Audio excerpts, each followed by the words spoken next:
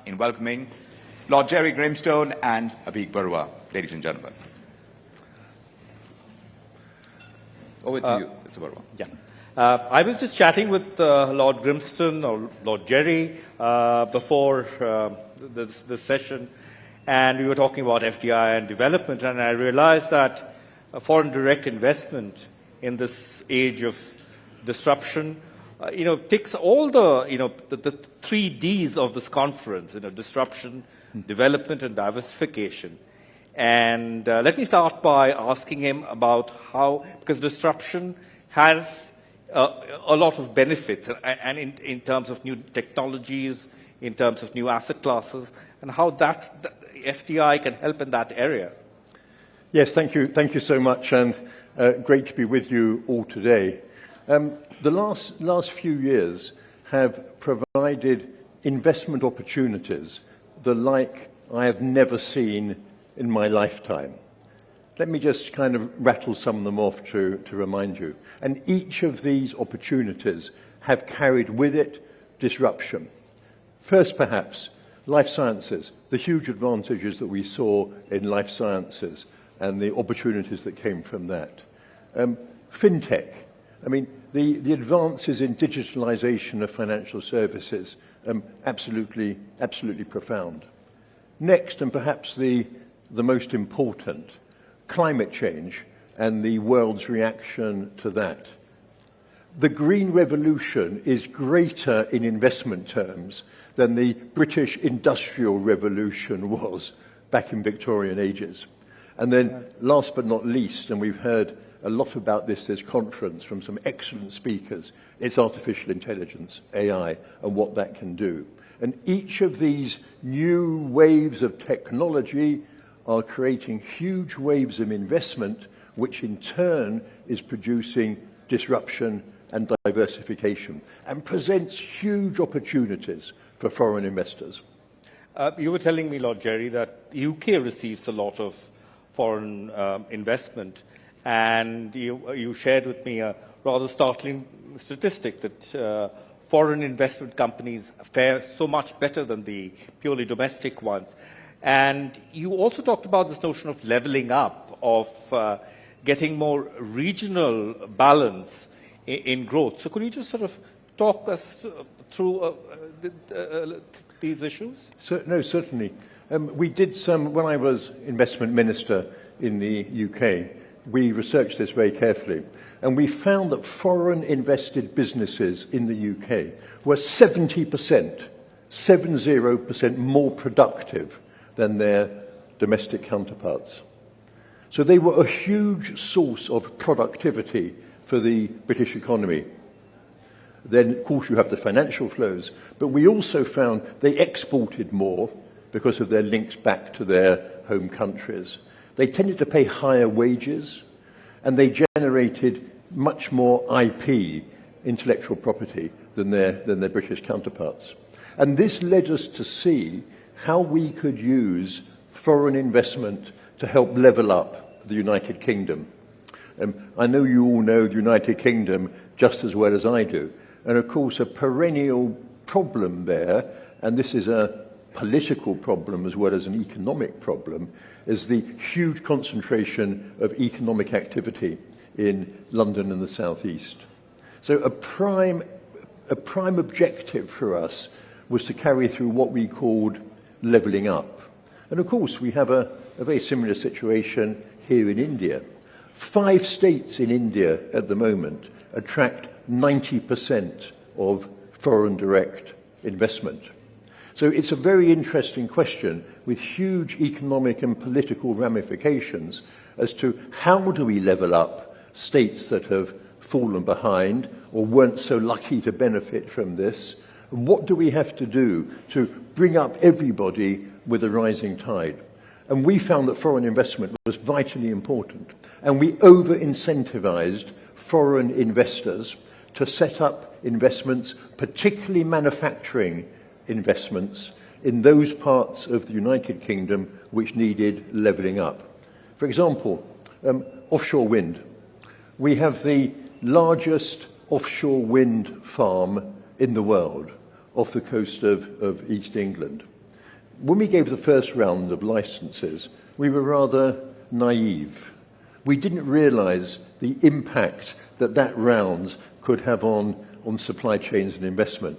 So the later rounds, we have set a clear marker that we expected 60% of the supply chain for our offshore wind to be located in the United Kingdom. We couldn't make it mandatory because of WTO rules, but we gave a very strong indication how important that was. And that has caused factories, manufacturing plants to be opened up in the northeast of England, for example, which had lost their industrialisation, frankly, largely through the Margaret Thatcher privatisation programme of the 1980s, which, as it happened, I was responsible for at that time as the Assistant Secretary of the Treasury. So it's been a remarkable thing in my personal career. It's very interesting you say this, and I think you emphasize manufacturing as a key component of levelling up. And there is sort of a debate going on in India as to whether we should pivot more towards manufacturing or whether we should seek services-led growth. And what you seem to suggest that with more balance, if you want more balanced growth, it's the manufacturing game that you need to play, and that seems to be the experience of the UK.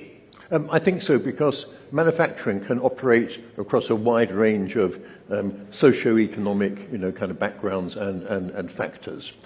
It helps sometimes re-establish the social hierarchies in towns and cities.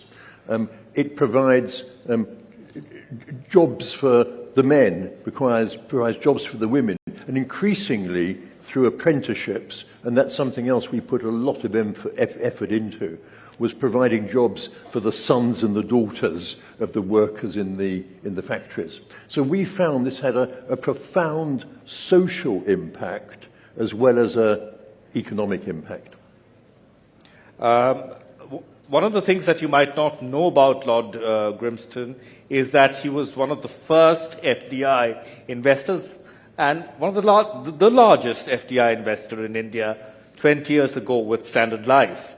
And they teamed up with us. And 20 years have passed.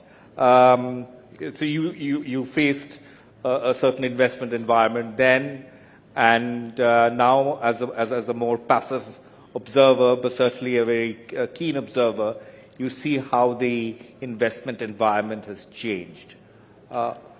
What has changed for the better, and where have you fallen behind, Lord Grimstone?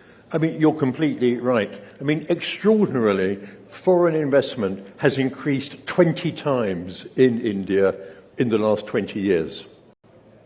And this hasn't come about by accident, and particularly since 2014, a date which the significance of which many of you will recognise in this room. Since 2014, the change of government policies in terms of the impact they have had on the ease of doing business, reforms to the tax code to make it transparent, many economic changes, and perhaps most of all, a real sea change in the welcoming attitude that India pays to foreign investors. My company, together with my great friend Deepak Parekh at HDFC Life, we established both what is now HDFC Life and HDFC Asset Management. And the trouble one had back in those days to bring foreign investment into India would have thwarted other than the most committed investor.